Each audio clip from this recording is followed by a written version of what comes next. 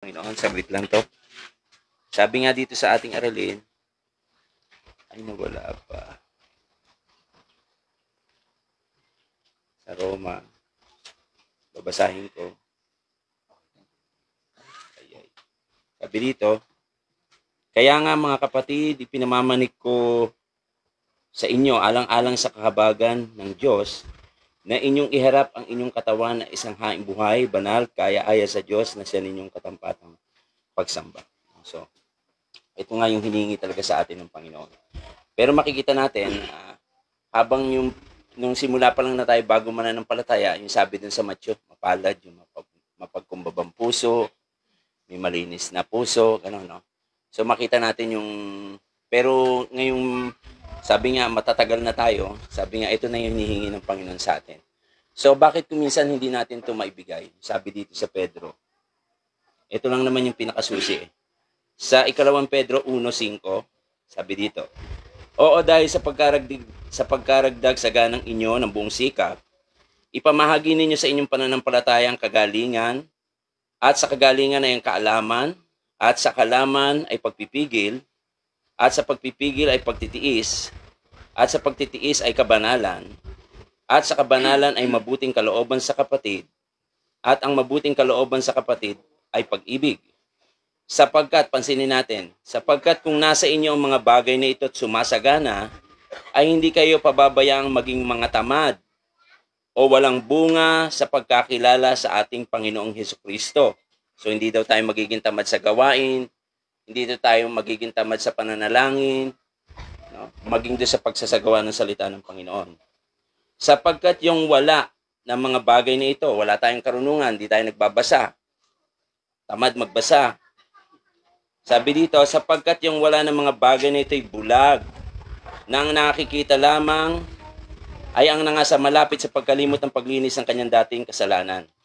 No, so makikita natin yun. Yung last verse kong babanggitin, sabi dito sa 24:30 ng Kawikaan, kasi kung pinasagana natin, nag-aaral tayo, nagbabasa, nandiyan sa gawain, panalangin, well, nandun yung bunga sa atin. Makikita yun.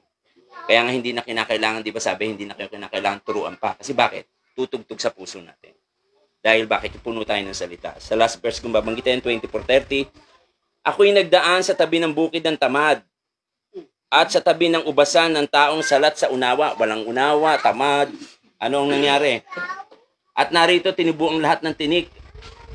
Ang ibabaw niyaon ay natakpan ng dawag at ang bakod niyaon na bato ay nabagsak. At ako'y tumingin at aking binulay na mabuti, nakita ko tumanggap ako ng turo. Kaunti pang pagtulog, kaunti pang pag-iglip, kaunti pang pagkalukip-kip ng mga kamay upang matulog, gayon darating ang karalitaan na parang magnanakaw at ang iyong kasalatan na parang nasasandatang tao. To. So makikita natin, kinakailangan talaga, lalo sa kabataan, yung tinatanggap natin, alagaan natin. Panalangin, basa, pagdako sa gawain. At higit sa lahat yung sinasabi sa Pedro, pag sinundan natin yung unti-unti nating natutunan, makita natin hanggang daw sa bukang liwayway, sisilang doon sa atin. Hindi talaga kinakailangan turuan tayo ng sino man kasi talagang tutugtog sa puso natin. Kasi bakit? Nandiyan yung Espiritu ng Panginoon. Magandang gabi. Maraming salamat kapatid na David Sujan. Sunod natin kapatid na Mike. Magandang gabi po sa bawat isa.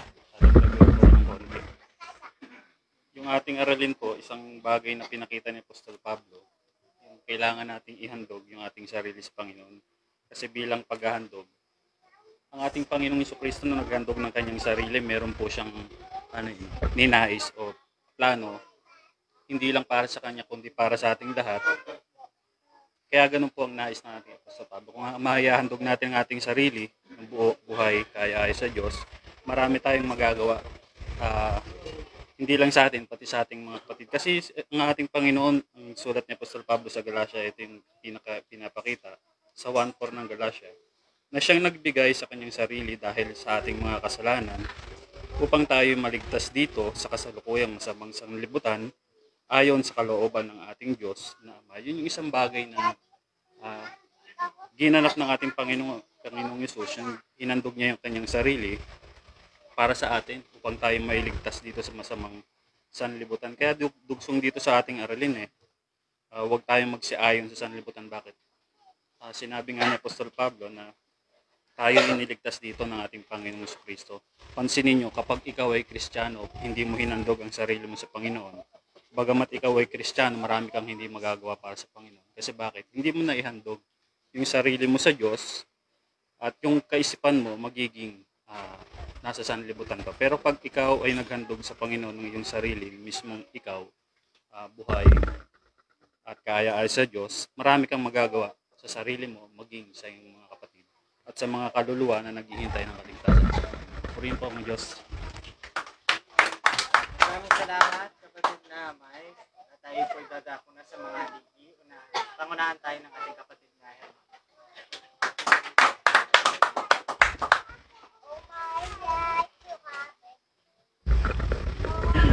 Magandang gabi sa Panginoon, purihin siya, at sa buong sambayan ni kapatid na Archie. At sa ating mga kapatid na nakatungay sa online. Sa ating pag-aaral, na pakaganda ng ating daloy sa bahagian, pag pinag-usapan natin yung salitang hain, ng kapanahunan ni Propeta Moses, may ganitong pagkakabanggit sa aklat ng Exodo. Ito yung panahon na kung saan etong si Paraon sinalot ng mga langaw. Sabi rito ni Paraon sa pakikipag-usap niya kay Moses, sabi niya rito sa chapter 8 ng Exodo, sabi rito, verse 25, at tinawag ni Paraon si Moses at si Aaron at sinabi, yumaon kayo, maghain kayo sa inyong Diyos sa lupain. Ay nasabi ni Paraon kay Moses. Sama si Aaron, dahil nga doon sa salot na dumating sa kanila, marami yan eh. Binabanggit mo na rito yung langaw. Tapos sabi rito sa 26, sa pakikipagkatuwiranan ni Propeta Moses, sabi rito, at sinabi ni Moses, hindi marapat na aming gawing ganyan. Sabi niya kay Paraon, sapagkat aming hihahain ang mga kasuklam-suklam ng mga AFCO sa Panginoon. Di ba? Hindi po pwede. Maghahain ka sa Panginoon mga bagay na kasuklam-suklam. Sabi niya rito, ihahain ba namin ang kasuklam-suklam ng mga AFCO sa harap ng kanilang mga mata at di ba nila kami babatuin? 27, sabi ni Moses, kami ay yayaong 3 araw na maglalakbay sa ilang. Ano sabi niya? At maghahain sa Panginoon naming Diyos ayon sa kaniyang iniutos sa amin. Nung unang panahon pa man, pagka yung mga sugo ng Panginoon, yung mga propeta, no, pagka mayroon silang hinihain, bumabase sila sa iniutos ng Panginoon. Kaya nang inuutosan si Moses at si Aaron ng paghahain ni Paraon, hindi sila pumayag. Bakit? Mayroon nang inuutos ng Panginoon tungkol sa paghahain eh. Halimbawa, pag-usapan natin yung paghain ng unang panahon. Maghahain ka tungkol sa kasalanan, iba't ibang uri yan eh. Mga walang kapintasan. Pero halimbawa ng kapanahunan ni Haring Saul, na magkaroon din siya ng paghain sa pakikipag-usap sa kanya ni Samuel, ito yung tagpo na kung saan nagkaroon ng pagsakop si Haring Saul sa mga Amelisita. Sabi rito, sa chapter 15, kung ibababa natin sa 21, sabi rito, ngunit ang bayan ay kumuha sa samsam ng mga tupa. Yung pakikipag-usap na ni Saul kay Propeta Samuel. Sabi rito, at mga baka na ng pinakamabuti sa mga itinilagang bagay, ano ang layunin? Upang hiyain sa Panginoon mong Diyos sa Gilgal. Ito yung sabi ni Saul kay Samuel. Pero ano sabi ni Samuel? Kasi alam ni Saul yung mga pag maghahain ka sa Panginoon, yung mga hayop na walang kapintasan. Pero ano sabi ni Samuel kay Saul? At sinabi ni Samuel, nagtataglay kaya ang Panginoon ng napakadakilang pagkatuwa sa mga handog na susunugin. Sabi ni Samuel, matutuwa ba yung Panginoon sa mga bagay na hahain na mga bagay na susunugin? Ano sabi rito? Susunugin at sa mga hain na gaya sa pagsunod ng tinig ng Panginoon, narito ang pagsunod ay maigi kaysa hain at ang pagdinig kaysa taba ng mga tupang lalaki. Kaya makikita natin na ang kinauwi talaga na nating pag-aaral, yung paghahain, pag pinag-usapan, yung sarili na walang kapintasan. Kasi uling talata, kasi Pedro na magkaroon ng pag tatalakay tungkol diyan sa hain, sabi niya rito sa unang Pedro sa chapter 2 verse 5, sabi rito, kayo rin naman gaya ng mga batong buhay ay natatayong bahay na ukol sa espiritu. Para saan? Upang maging pagkasaserdoting banal, upang maghandog ng ano mga kapatid, ng mga hain na ukol sa espiritu na nangakalulugod sa Diyos sa pamagitan ni Jesucristo. Magandang gabi mga kapatid, purihin ang Panginoon. Maraming salamat kapatid na Emma. Sunod natin kapatid na Prohilan.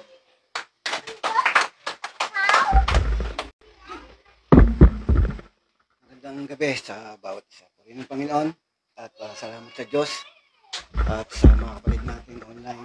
Patuloy lang po ang ating paglilingkod sa Panginoon. At sa gabing ito, purihin ng Diyos.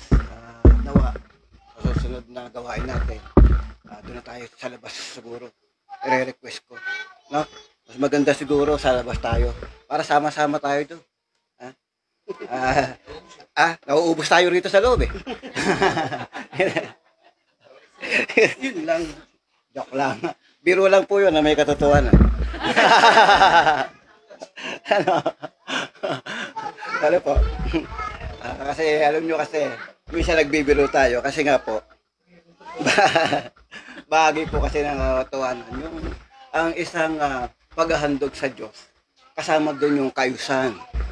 Kasi bahagi ng sangkap yun. Kaya kinakailangan, sabihin, makita natin yung kayusan. Diba? Kasi tanggapin natin yung totoo kasi gusto natin ng totoo. Gusto natin lumakad ng tama sa Diyos. Yung maging karapat-dapat sa Panginoon. Kasi ang pinakikinggan natin, salita ng Panginoon. Hindi naman tayo nag-aaral ng pag may na boses ko, hindi nyo na maririnig, sigurado. Diba? Kaya yan, lakasan ko ngayon yung boses ko kahit ako yung lagi na yung malat. Sabi rito kasi, sa pag-aaral natin, dito sa Korinto, ikalawang Korinto, sa 7, tinan nyo. Sabi rito, sa 7:1, yamang taglay natin ang mga pangakong ito. Mga minamahal, magsipaglinis tayo sa lahat ng karumihan ng laman at ng espiritu. Laman at espiritu, napakasakdalin ang kabanalan sa takot sa Diyos. Yun ang pagkakasabi. Bagay kasi yun eh. Nung maghahain ka sa Diyos na buhay, yung katapatang pagsamba, lilinisin mo ang iyong laman at espiritu. At ang gagawin mo ron, pakakasakdalin mo ang kabanalan sa takot sa Diyos. Yun yung nagiging kulang sa maraming Kristiyano. Kaya tayo nagkaagawa ng mali. Dahil meron tayong takot sa Diyos, pero hindi sakdal. Hindi pinasasakdal. Kasi kaya nga tayo nagsasanay ng pag-aaral ng salita ng Diyos para tayo ay pabanalin at pasakdalin. Ngayon, kapag hindi sakdal yung takot sa Diyos, kahit alam mo ng mali, gagawin mo pa rin, nagagawa mo pa rin. Kahit na umiiwas ka doon sa mali, dahil alam mo mali, nagagawa mo pa rin. Bakit? Kasi hindi sakdal yung kabanalan sa takot sa Diyos. Kasi kapag sakdal yung kabanalan na takot sa Diyos, ang sabi sa aklat ng Hebreo, ating basahin, dito sa 12, sa 28, kaya't pagkatanggap ng isang kahariang hindi magagalaw. Kasi magagalaw dito, aalisin lahat to eh. Pati langit nga eh. No? Magagalaw din yan eh. Kaya aalisin din yan eh. No? Sabing ganon,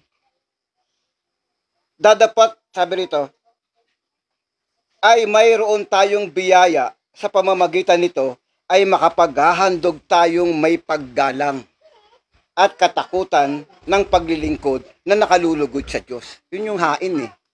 Yung paghahandog mo na merong paggalang. Kailangan mo igalang yun eh, kasi naghahandog ka sa Diyos. Sabi rito, na may takot at paglilingkod na nakalulugod sa Diyos. Yun po yung isa sa mga katapatang pagsamba. Kasi ang talagang hain na masarap, na samyo, na natanggap ng Diyos, yung sabi sa aklat ng Efeso 5:2. ito yung samyo na talagang masarap sa harapan ng Diyos. Sabi rito sa 5:2, at magsilakad kayo sa pag-ibig, gaya rin naman ng pag-ibig ni Kristo sa inyo, na ibinigay dahil sa atin ang kanyang sarili na hain at handog sa Diyos upang maging samyo ng masarap na amoy. Yun yung pinakamataas na hain na natanggap ng Diyos na pinakamasarap. Yung hain na ginawa ng ating Panginoong sa Kristo. Ginawa niya yon dahil merong pag-ibig sa Diyos. Ganun din naman tayo. Kapag tayo nakakapaghandog na may paggalang, malinis, dahil meron tayong pag-ibig sa Diyos. Yun lang po yun. Purihin ng Panginoon. Magandang gabi. Maraming salamat kapatid na Toyla. Sunod natin kapatid na Oliver.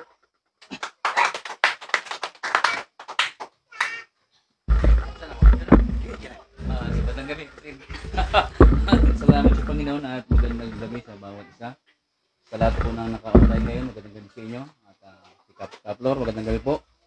At dalangin po natin. Ibigit ang galingan po niyo kaagad. Diyan sa inyong naramdaman. At wag po kayong malulumpay. Palakasin niyo po at kayo po ibabangon ng Panginoon. Maging si kapatid na Agnes, ganun din ang ating hinihingi sa gabing ito. Yung kagalingan ng ating kapatid na muli siyang bumangon at makapaglingkod muli sa Panginoon.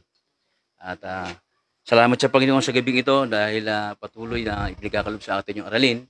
Maaring nakita ng Panginoon yung mga bagay kakulangan natin talaga. Marami tayong alam eh. Pero siguro pagdating sa sarili natin, meron tayong nagagawang konting, sa bagay, tama yung sinabi kanina eh. Hindi naman ikabamati itong gagawin ko eh. Maliit lang naman. Pero hindi natin alam, kapag yung maliit na yun, kapag umarap tayo sa Panginoon, parang ayaw tingnan ng Panginoon. Kasi kagaya ng unang panahon, sabi ko, maghahandog kayo, di ba? Walang batik. Ganun din mangyayari sa atin. Kung meron tayong konting nagagawa, ayaw din ng Panginoon yung mga bagay na ganyan. Kasi nga bakit? Yung katawan kasi natin, sabi nga kanina, templo ng Diyos. At sabi nga sa unang Korinto, sa chapter 6:20, sabi dito, ganito yung pagkakasabi doon, sapagkat kayo binili sa halaga, luwalhati nga ninyo ng inyong katawan ang Diyos. Kaya nga, alin ang luluwati sa Diyos? Yung katawan. Kaya nga, kung may kasangkap tayong bagay na hindi maganda, sabi nga eh, kung yung mata mo, dukitin mo. Pero hindi talaga doon dukitin yun ha. Baka magkaroon tayo ng mali interpretasyon doon. Dukitin talaga natin. Kung kamay mo, putulin. Ibig sabihin, itigil. Itigil yung mga bagay na gano'n. Kasi nga, hindi makakalugod sa Panginoon. Ayun, itong pag-aaral natin, sabi nga, naisip ko kanina, palibasa nga, sulat ni Apostol Pablo sa mga hintil, alam mo naman natin ang ugali ng hintil kung ano. Di ba? Kaya nga ang mga Hudyo, ayaw nilang makisalamuha, makisama sa mga hintil. Bakit? Kasi marumi. Walang pili sa pagkain ito eh. Walang pili.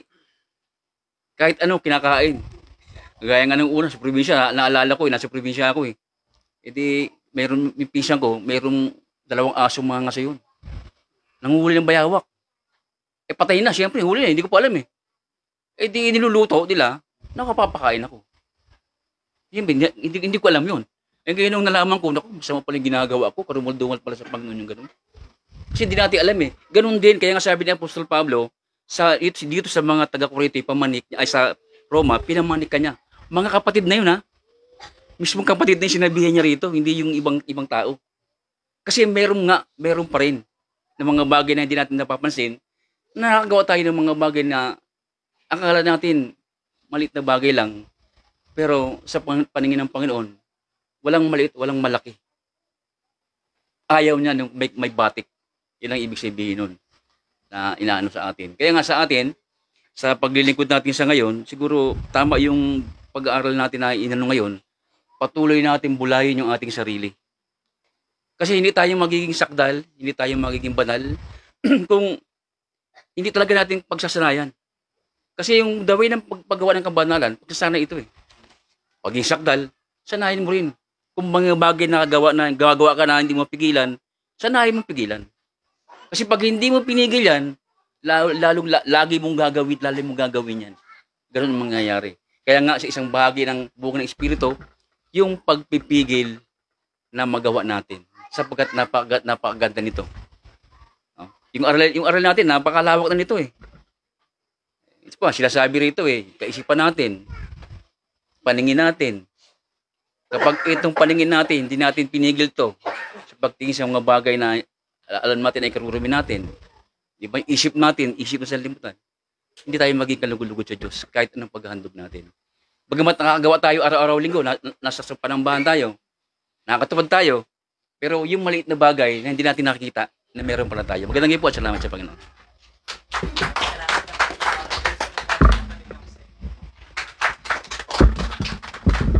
Magandang gabi sa bawat sa Kurin, Panginoon. Ano po mga nasa labas at mga nasa online. Nangunti na tayo rito. Kunti na lang siguro ano ko. Ito yung aralin natin na pamamanhik ni Apostol Pablo. Anong pamamanhik niya? Ihandog natin yung ating katawan. Basahin ko nga. Kaya nga mga kapatid, ipinamamanik ko sa inyo, alang-alang sa mga kahabagan ng Diyos, na inyong iharap ang inyong mga katawan na isang haing buhay, banal, nakaaya sa Diyos na siya na yung katampatang pagsamba. Yung panalulugod yung ating Diyos, no? Pag yung sarili, yung katawan natin, no? Yung pagsamba natin, buhay, no? At banal, yung pala na nakakalugod sa Panginoon, yung walang kapintasan. Kasi nung alam po natin nung unang panahon yung paghahandog nila, kaya nga yung utos, no, na bago sa pamagitan ng ating Panginoon Kristo, ibinigay sa kanya yung bagong tipan kasi may kakulangan nga na nagsisipasok yung mga saserdote doon sa tabernakulo ng Panginoon upang linisin yung bayan, no? Pero yung kasalanan nandun pa rin. Paulit-ulit yung kasalanan bumabalik sa taong may dala nun, no? Pero pagdating ni Kristo, binanggit kanina sa 10:5 ng Hebreo, di ba? Nung pagdating niya, siya yung korderong walang kapitasan talaga na inihandog, no? Kasi yung mga unang sacerdote na itinalaga nung sa pamagitan din ng kautusan, yung lumang kautos, no? Merong mga talaga kapintasan. Dito sa pagdating ni Kristo, yung yung matuwid na. Kaya nga itinuturo rito na ano bang ni Kristo, no? Yung kanyang pagkatao, di ba? Ganun po yung mga apostol. Kung gaanong matuwid, sabi ni Apostol Pablo, di ba? Dito sa Thessalonica, sa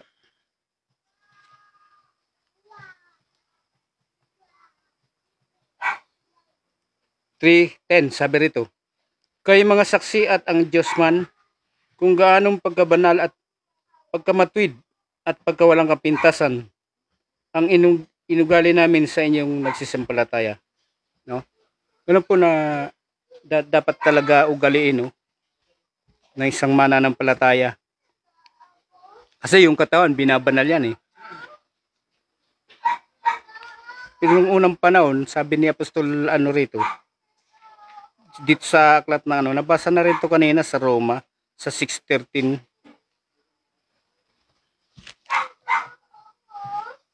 Ayan.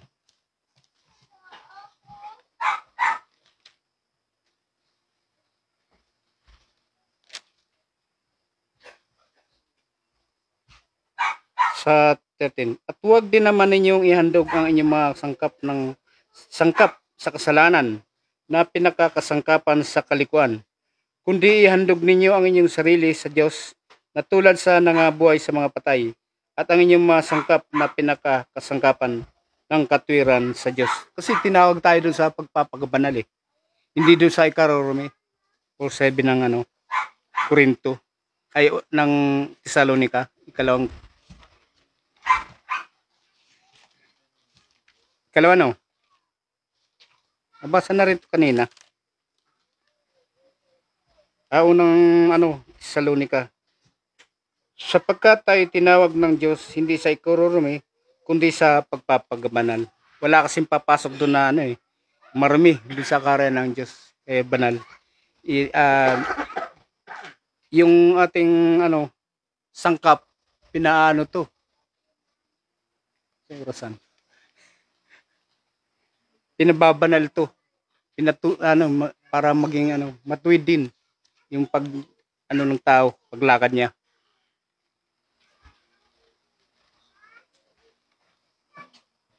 Tayo na pala. Purihin pa Panginoon. Hinahanap ko yung oras. Salamat. Purihin ng Panginoon. Sa taga-online na. Pati dyan sa... Purihin. Pati yung nasa labas.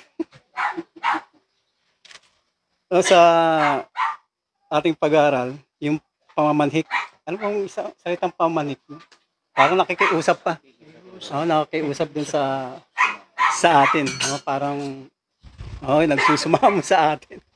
Kasi nga, na iharap natin yung ating sarili na buhay. Kasi nga, dahil sa awa ng Diyos, sa kasaysayan yung awa ng Panginoon, sabi sa Tito, tayo nung araw mga suwail, sabi gano'n. Saan ba yun? Basahin ko lang na. Dahil sa awa ng Panginoon, sabi niya gano'n, sapagkat tayo rin naman noong unang panahon ay mga mangmang, mga suwail, mga nadaya, na nagsipaglingkod sa sari-saring masamang pita at kalayawan. Kasama dyan yung pamumuhay ng mga samang akala, kapanagalian, mga napupuot, tayo'y nangagkakapabutan. Ganun tayo. Dahil sa awa ng Panginoon, kahabagan, inaring ganap tayo ng Panginoon. Sabi doon sa unang Korinto, sa 6:9, tayo'y binanal, inaring ganap ng Panginoon. Dahil sa kanyang awa, yun ay sa pamamagitan, yung nabanggit kanina, yung pag-ibig na ng ating Panginoong Jesucristo, na binigay niyang banal yung kanyang sarili bilang masarap na samyo, haing buhay na binigay niya, isang banal na ipinapakita yung mga hain patungkol sa kasalanan ng unang panahon, kailanman sinasabi doon na hindi makapag-aalis ng kasalanan at hindi sinasabi ron na hindi nagpapasakdal yung mga haing yun. Pagkilala lamang na paulit na pagkakilala sa kasalanan, Sabi doon nga sa ibang paraan sa 10 ng Hebreo, sa ibang paraan ay hindi kaya baga nagsipaglikat sila sa paghahandog, sapagkat ang mga nagsisamba yamang nalinis na minsan ay hindi na sana magkakaroon pa ng budhi sa mga kasalanan. Kung sila'y nagsisamba at nalinis na dahil sa inahain nila, dapat malinis na sila doon Sa kanilang pagsamba dapat malinis na. Pero sinasabi rito, hindi. Sapagkat hindi maaari na ang dugo ng mga baka at mga kambing ay makapag-aalis ng mga kasalanan. Hindi talaga makapag-alis ng kasalanan, kundi paulit-ulit na nangyayari doon. Kaya sa atin bilang dahil sa awa ng Panginoon, inaring ganap tayo ng Panginoon, lahat ng mga sangkap dapat maging banal, yung ating katawan. Maging pag-iisip, sa mga pamumuhay, dapat, iba na talaga. Katulad ng sinasabing pag-iisip ni Kristo. Napakahirap gawin ng isang walang kaalaman sa salita ng Panginoon. Makakagawa lamang ito yung mga nakaunawa ng salita ng Panginoon. Sabi sa 10:10 pa, sa kaloobang yaoy, tayo'y pinapaging banal sa pamagitan ng paghahandog ng katawan ni Kristo na minsan at magpakailanman. Isang pag-iisip na makita natin yung paghahandog bilang isang masunuring anak, bilang isang may takot sa Diyos, bilang isang matalimahin. Ganong inihandog ni Kristo yung kanyang sarili na dapat makita dun sa atin. Sabi sa kanina, ang isa dyan, yung pagsunod doon sa kautusan. Lalo kahit na yung maliliit lang na bagay.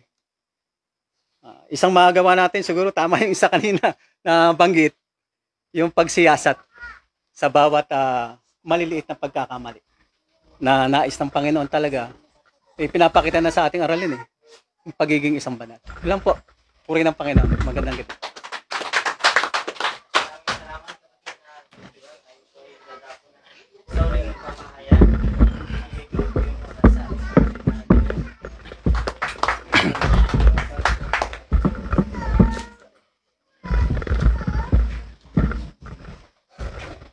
mababa eh.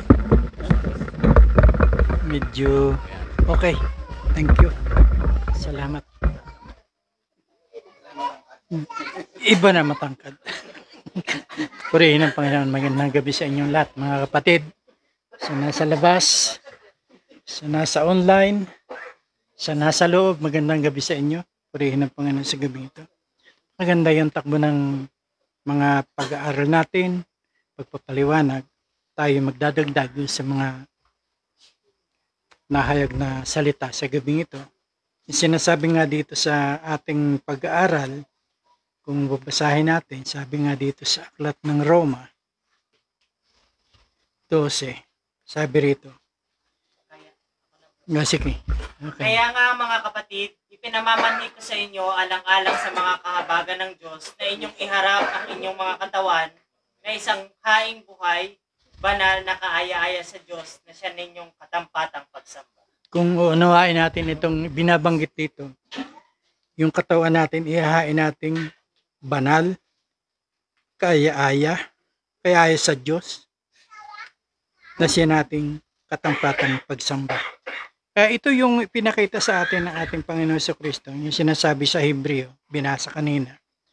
Chapter 10 ng Hebreo, sabi rito, pagpasok niya, 10:5, sabi niya rito, pagpasok niya sa sanglibutan, sige, basahin mo na lang, kapatid. Kaya't pagpasok niya sa sanlibutan ay sinasabi, hain at handog ay hindi mo ibig, ngunit isang katawan ang sa akin ay inihanda mo. Sa mga handog na susunugin at mga haing patungkol sa mga kasalanan ay hindi ka nalugod. Nang magkagayoy sinabi ko, narito ako'y pumarito sa balumbon ng aklat ay nasusulat tungkol sa akin upang gawin, O Diyos, ang iyong kalooban. Ito yung kalooban kasi ng Diyos. Sabi nga sa Efeso, huwag tayong maging mga mangmang. Efeso 5 yan, sa Efeso 5. Sa 17 ng Efeso 5, sinasabi doon, kundi unawain natin kung ano ba yung kalooban ng Diyos. At tinawag tayo, may kalooban ng Diyos sa atin. Bakit tayo tinawag eh? Merong plano ang Diyos sa atin. Ano yun? Yung sinasabi sa, sa Thessalonica na yung sabi doon, tayo ay tinawag hindi sa ikarurumi, kundi sa pagpapakabanal. At yun yung hinihingi dito sa ating aralin ngayon, na bilang ipinakita sa atin ng ating Panginoon Jesucristo. Kasi doon sa paghahandog na ating Panginoon Jesucristo rito, maliwanag na sinasabi dito, yung mga hain, handog na hindi na kinalulugaran ng Diyos yan eh. Isipin mo, nagkasala ka, maghahandog ka ngayon. Sa isang taon, maghahandog ka na naman. Paulit-ulit lang. Hindi Pero nung si Kristo ang maghandog, sabi nga rito sa 10:14, karugtong ito yung binasa kanina, na yung ngunit siya, sabi nga rito, sa paghahandog. Sa 10:14 ng Hebreo. Yan. Ito po ang pagkakasulat. Sapagkat sa pamamagitan ng isang paghahandog ay kanyang pinasakdal magpakailanman ang mga pinapagiging banal. Tayo, pinapaging banal tayo kasi doon sa binasa ni kapatid na Dindo kanina sa 9:6-9 ng unang Korinto. Dahil inaring ganap na tayo, binanal na tayo doon eh. Dahil nga doon sa pagkakapaghandog ni Kristo ng kanyang sarili na handog sa Diyos na magandang samyo, yung binasa kanina, binanal tayo doon eh.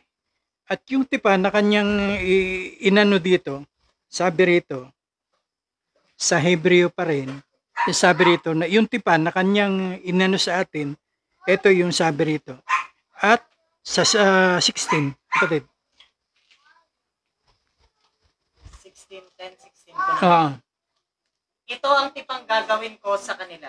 Pagkatapos ng mga araw na iyon, sabi ng Panginoon, ilalagay ko ang aking mga kautusan sa kanilang puso at isusulat ko rin naman sa kanilang pag-iisip.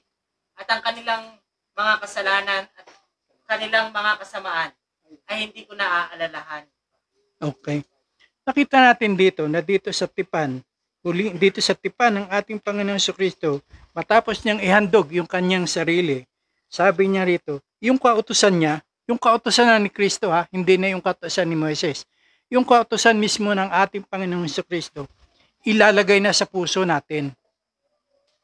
Ulitin mo nga yung kapatid. Ito, yung tipan, sabi roon, pagkatapos ng mga araw na yaon, sabi ng Panginoon, ilalagay ko ang aking mga kautusan sa kanilang mga puso. Kung nasa sa ating lagi puso yung kautusan, tatakot tayong gumawa ng masama. Tatakot tayong gumawa ng kasalanan. Kaya napakahalaga na yung mga salita ng Diyos nasa puso natin. Ano pa yung sabi niya sa ano? At isusulat ko rin naman sa kanilang mga pag-iisip.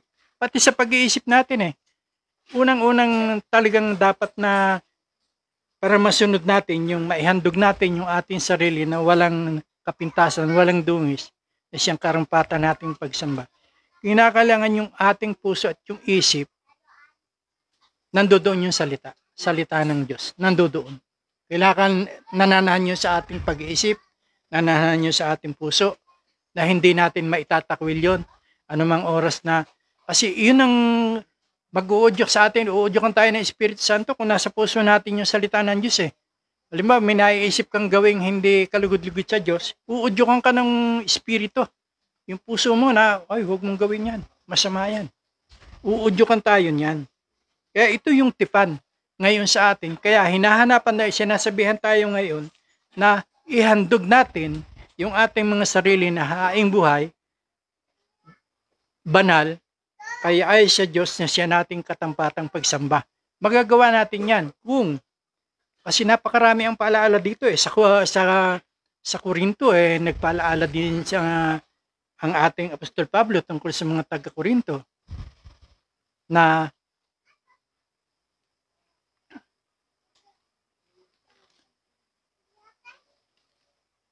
yun nga, sabi doon sa 6:9 na binanal na tayo inaring ganap na tayo sa pamamagitan ng ating pananampalataya sa ating Panginoong Kristo at sa Espiritu ng ating Diyos. Pinabanal tayo doon, pamamagitan noon. At sa Kolosas, mayroong sinabi rin ng ating Apostol Pablo sa taga-Kolosas. Kung ating maalaala noon, sa Kolosas, sinabihan ni Apostol Pablo na patayin ninyo yung mga sangkap ng inyong mga katawan na nasa ibabaw ng lupa. Alin-alin nyo, kapatid, pakibasa mo nga. Sabi po sa 3:5 ng Kolosas. Oo. Patayin nga ninyo ang inyong mga sangkap ng katawang nangasa ibabaw ng lupa. Pakikiapid, karumihan, masamang pita, masamang nasa, at kasakiman na iyay pagsamba sa mga Diyos-Diyosan. O yan, may mga palaala sa atin. Ano sa Efeso? Anong sinabi ng ating Apostol Pablo sa Efeso? Sabi sa Efeso, iwanin nyo yung dating pagkatao na sumama ng sumama dahil sa kahalayan ng pagdaraya. Iwan nyo yun. Iiwan natin yun. Hindi na natin bibit-bit-bitin pa yun.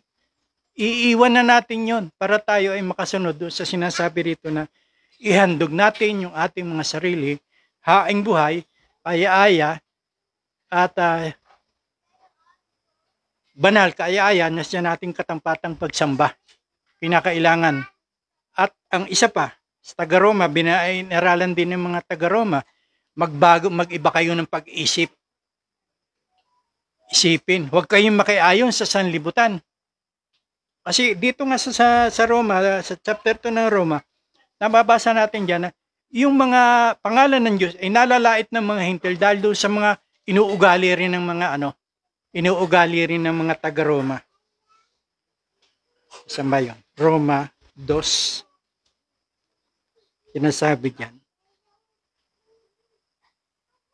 na ang pangalan ng mga hintil ay nalalait. Dito.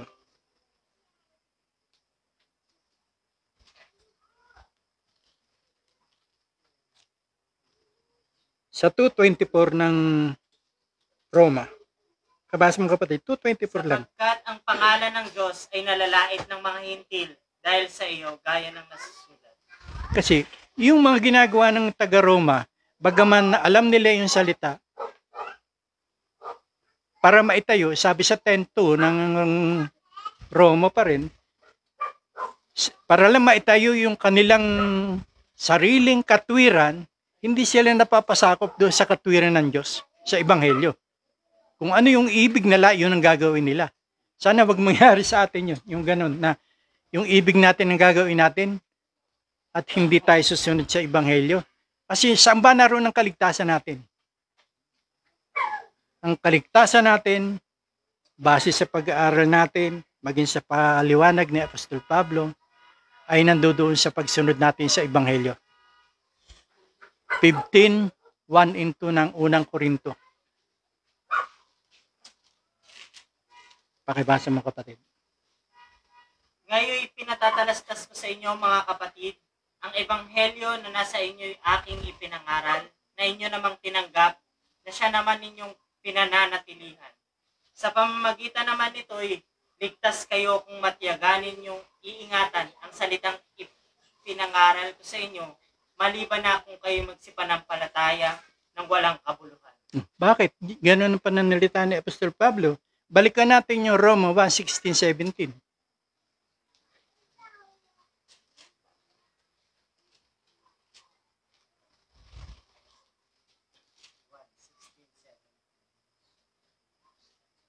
Sapagkat hindi ko ikinahihiya ang ebanghelyo, sapagkat siyang kapangyarihan ng Diyos sa ikaliligtas ng bawat sumasampalataya, unay sa Hudyo at gayon din sa Griego.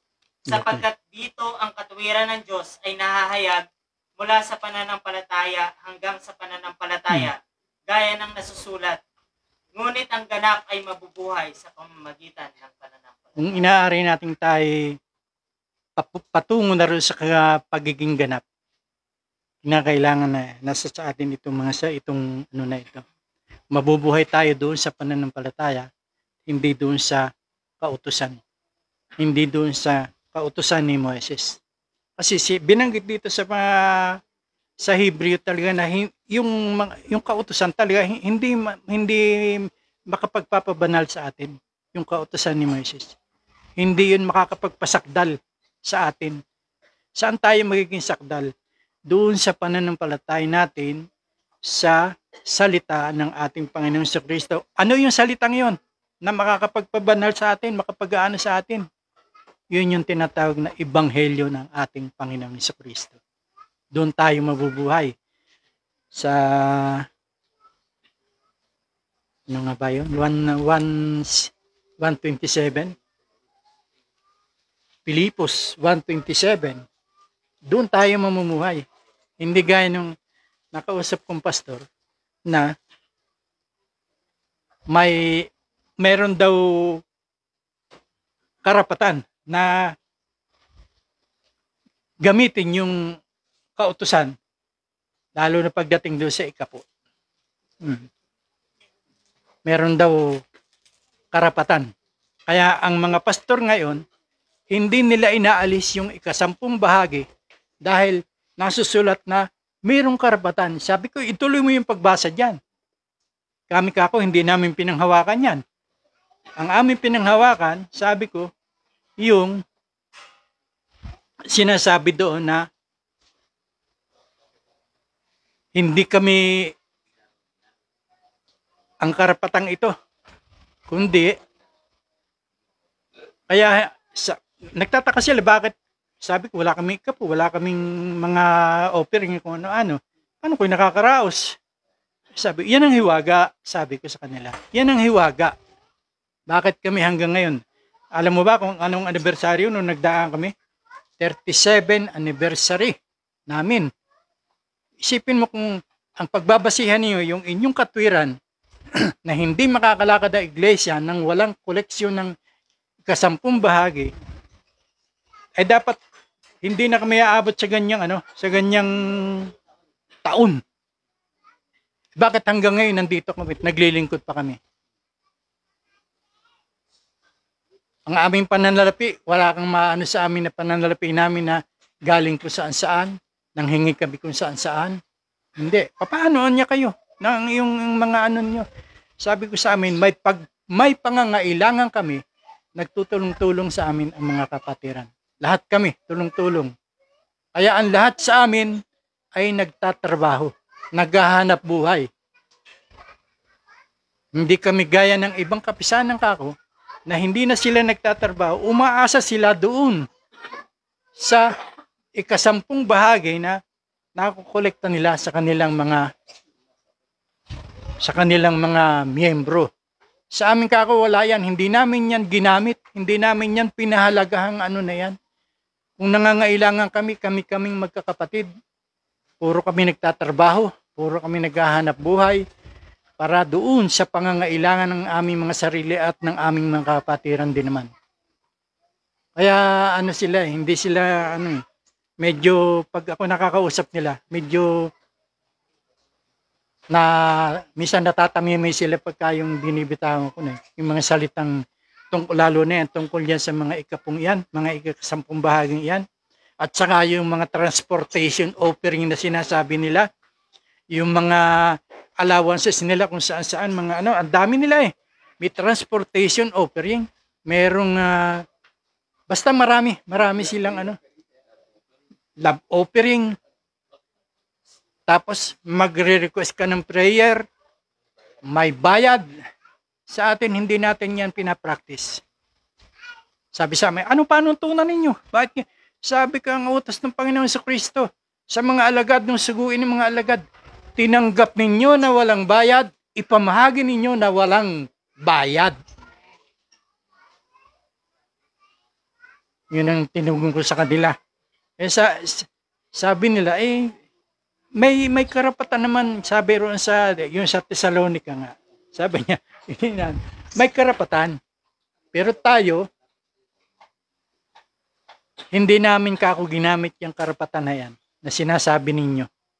Bagaman may karapatan, ay ang kanilang katuwiran, may karapatan kami dyan.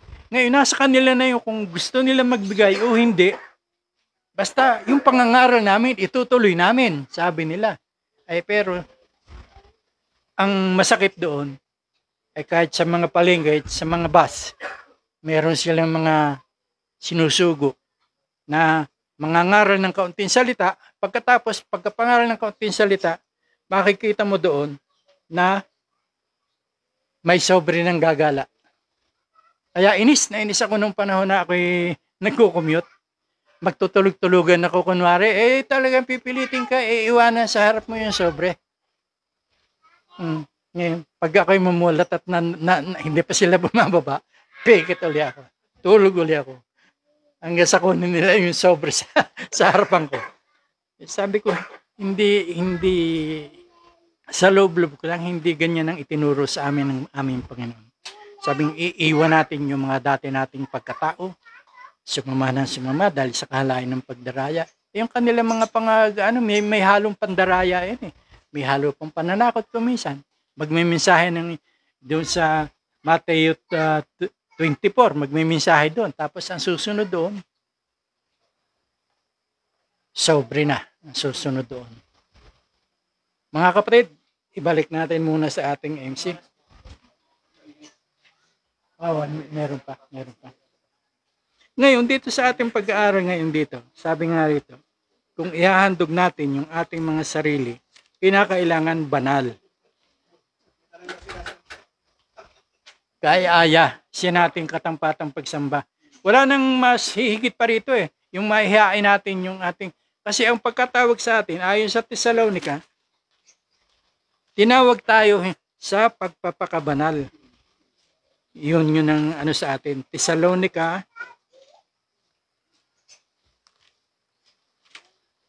tingnan natin.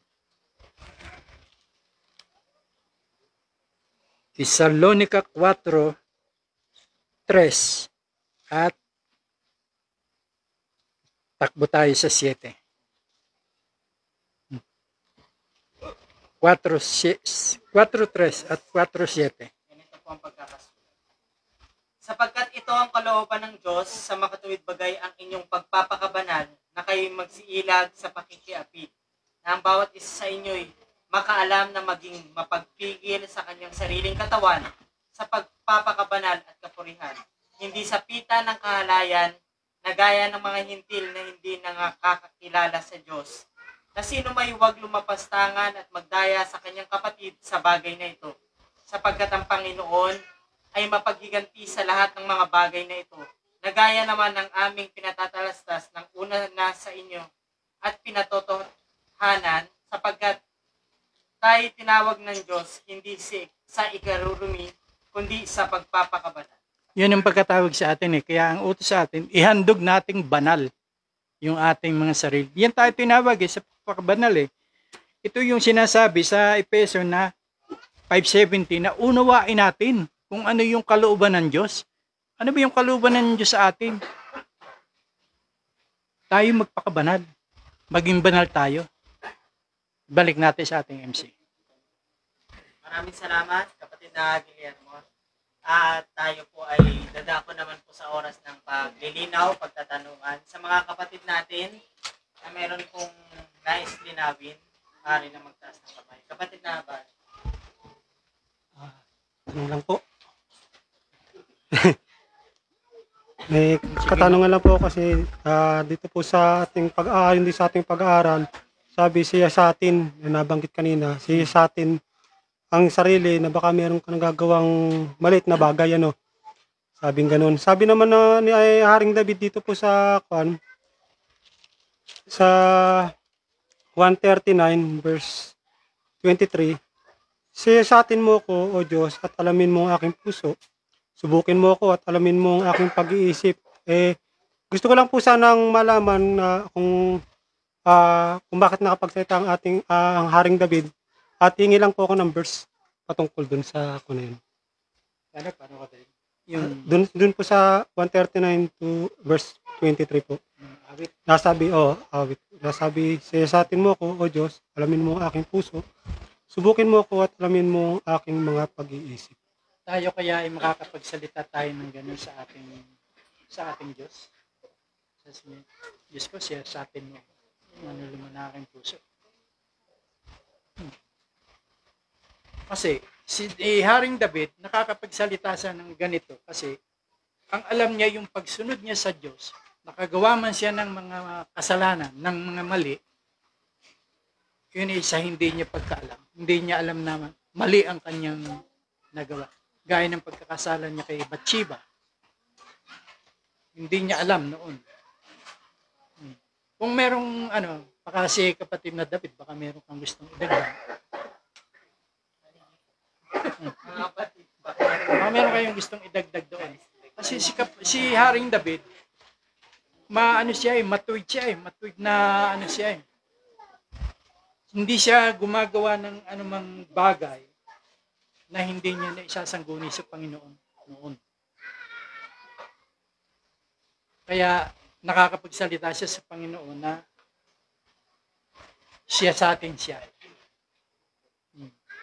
Tayo ba, makakapagsalita ba tayo ng gano'n sa ating Diyos? Pati na Alwin?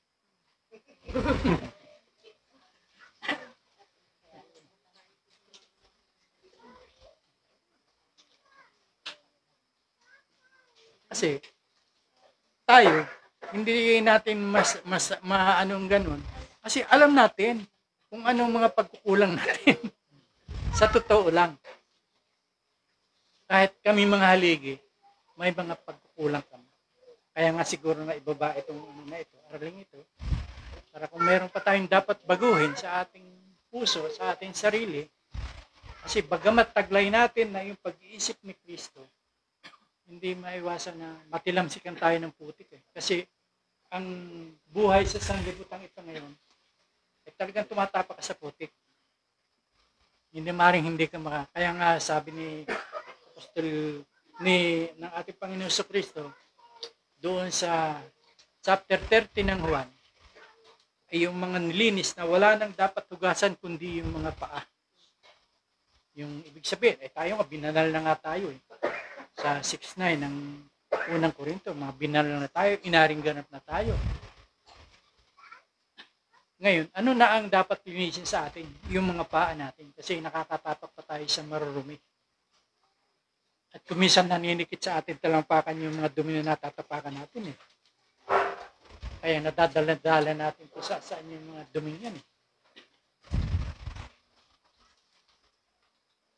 Right na Bal, meron pa ba?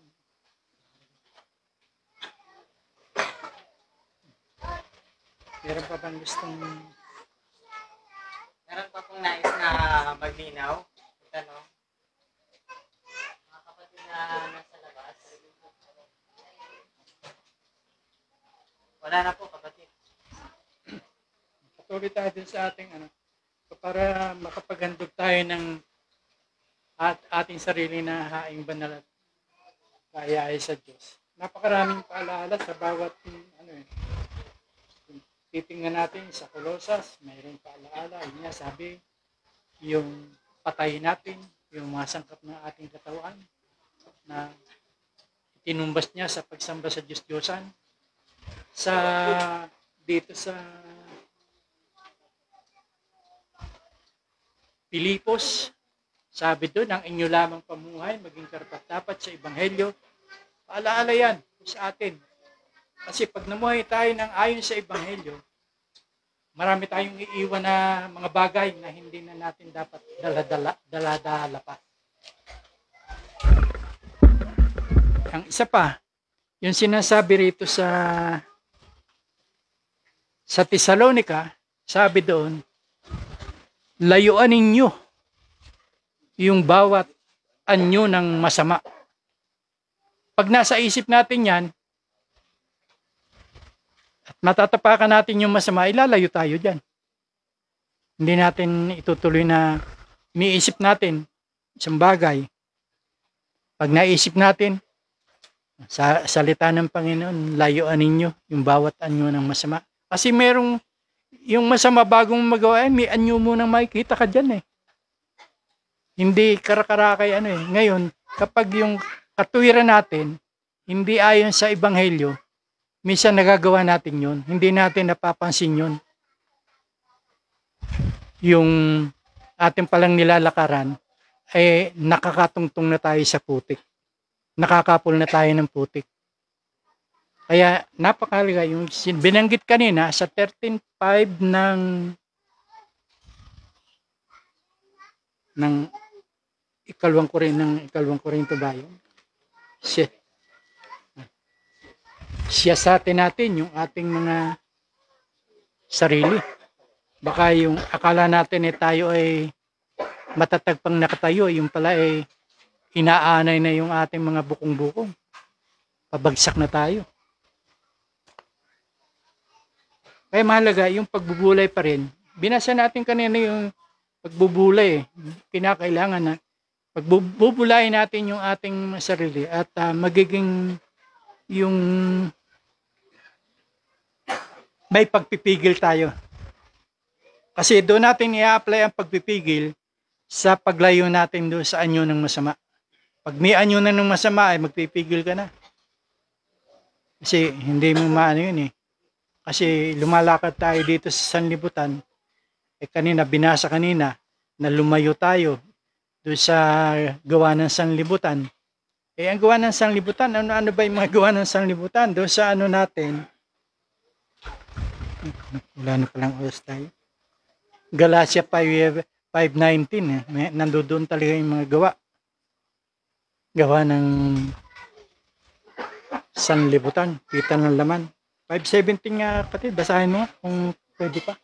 Sapagkat ang laman ay nagnanasa ng laban sa Espiritu, at ang Espiritu ay laban sa laman, sapagkat ang mga ito ay nagkakalaban, upang huwag ninyong gawin ang bagay na inyong ibig.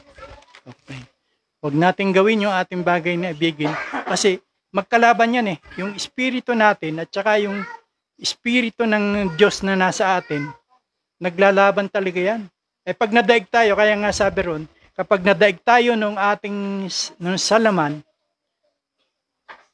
na nagiging masama ang ating kalalagayan. Hindi tayo nakakalakad ng ayon dun sa kalooban ng Diyos. Kaya kinakailangan, kaya nga ipinapapatay sa atin yung sangkap ng katawan na nasa ibabaw ng lupa. Kasi kinakailangan ang isang tao ay nandoon na ang pag-iisip niya nasa sa itaas, ay iniiwasan na niya yung mga gawa ng laman, yung gawa ng sanlibutan. Kaya pinalalayo tayo dyan. Pero hanggan na yung gawa ng sanlibutan ay nakikipagbaka pa sa ating laman, posible pa tayong magkaroon ng pagkahulog sa kamay ng Diyos na buhay. Alam natin naman, nakakilakilabot yung mahulog sa kamay ng Diyos na buhay. Purihin ng Panginoon, magandang gabi. Balik natin sa ating MC.